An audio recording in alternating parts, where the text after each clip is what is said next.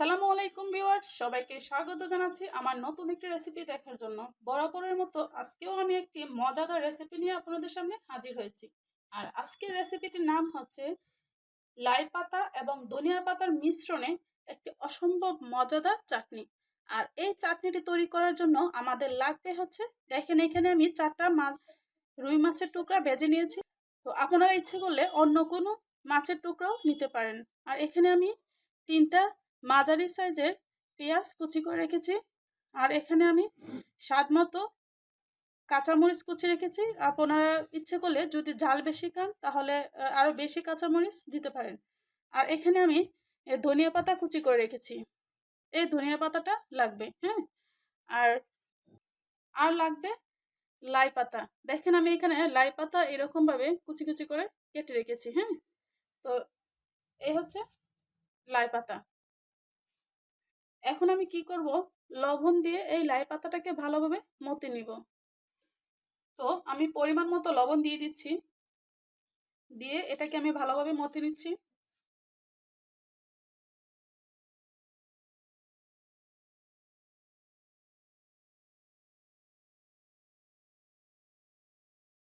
তো দেখেন আমার মথে নেওয়া হয়ে গেল। এবার আমি এই যে এটার মধ্যে যে একটা পানি আছে, এই পানিটা আমি ফেলে দিব। এতে করে কি হবে, এটার মধ্যে একটা দাজ দাজ ভাব আছে, এটা চলে যাবে। তবে অনেকে ইচ্ছে করলে এই পানিটা রেখেও কিন্তু চাটনিটা বানাতে পারে। তো বেশি ভালো লাগার জন্য, তো অনেকটা টেস্ট লাগার জন্য, সেজন্য আমি কি করব, এই পানিটাকে ফেলে দিব।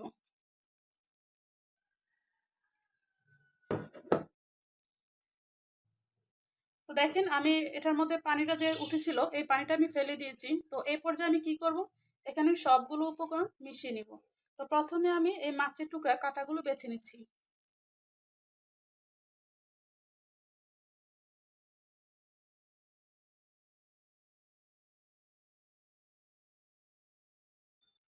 তো ভিউয়ার্স, আপনারা দেখতে পাচ্ছেন সবগুলো মাছের আমার কাটা বাছা শেষ। তো এই পর্যায়ে আমি পেঁয়াজ কুচিগুলো অ্যাড করে দিব, ধনিয়া পাতা কুচিগুলো অ্যাড করে দিচ্ছি।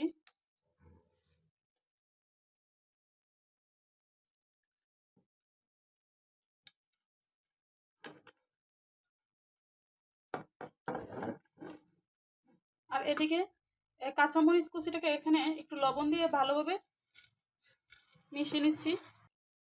এখন আমি এটাতে অ্যাড করে দিচ্ছি।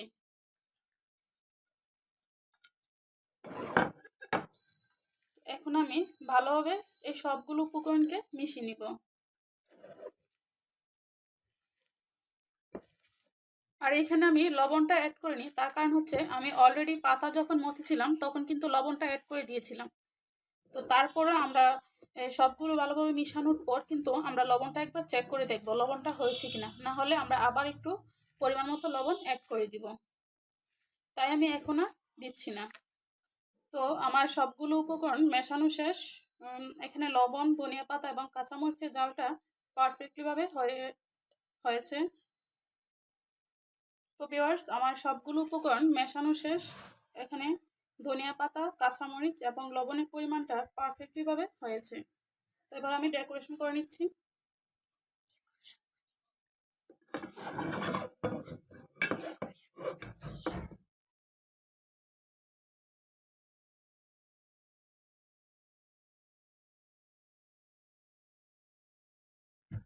তো তৈরি হয়ে গেল মাছ এবং লাই পাতার মিশ্রণে সুস্বাদু চাটনি। দেখেন দেখতে যেমন জোস লাগছে, খেতেও কিন্তু ঠিক তেমনই সুস্বাদু এবং হেলদি।